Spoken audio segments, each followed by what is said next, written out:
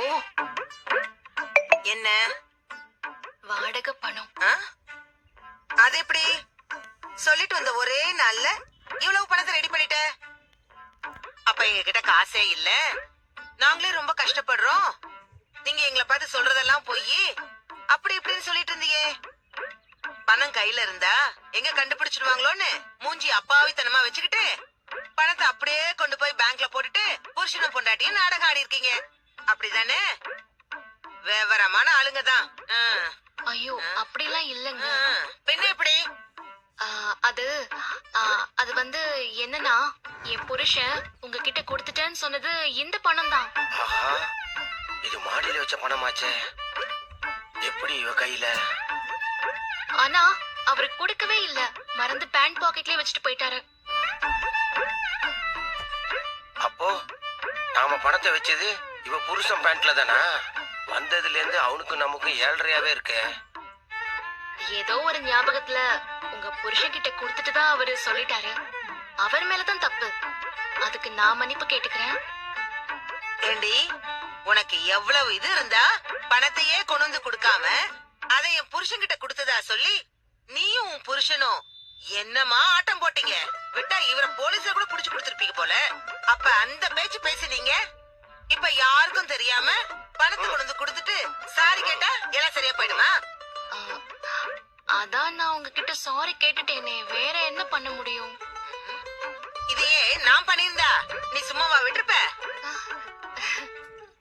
பொம்பளை ரவுடி மாதிரி இறங்கி சண்டை போட்டுக்க மாட்டேன். இதான் எனக்கு சான்ஸ். இத விட்டேன்னு வச்சுக்கேன், உன்னை அப்புறம் கையிலேயே பிடிக்க முடியாது. அப்படிதான் நான் கேட்பேன், உன்னை சும்மா விட மாட்டேன்டி. என் புருஷனே பெங்களூர்ல கிளைமேட் சரியில்லைன்னு சொல்லி இங்க சென்னையில வந்து ரெஸ்ட் எடுக்க வந்திருக்காரு.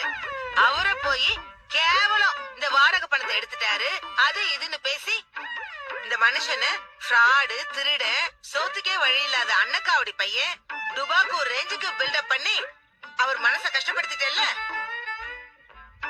இதுக்கு பதிலுக்கு ஏதாவது நான் பண்ணியே அவன்டி, இல்லனா என் மனசு ஆறாதுடி, என் மனசு ஆறாது. ஏன்னா என் புருஷன் மேல நான் உசிரியே வச்சிருக்கேன். எனக்கு அவருன்னா அவ்வளவு முக்கியம்டி. சரி இருக்கட்டும், இப்ப நீ அந்த பணத்தை கொடு. சரி, இப்ப நீ கிளம்பு. உன்னை என்ன பண்ணலான்னு அப்புறம் யோசிச்சு முடிவு பண்றேன்.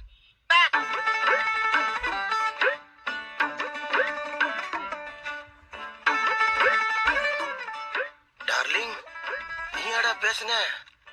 உனக்கு மாமன் மேல அவ்வளவு பாசமா? பாசத்துல என்ன மிஞ்சிட்டியாடா? வாய முடியா? அவ முன்னாடி என் மானம் போக கூடாதுன்னு தான் இவ்வளவு நேரம் நடிச்சேன். எனக்கு இப்பவும் உன் மேலதான் என் டவுட்டா இருக்கு.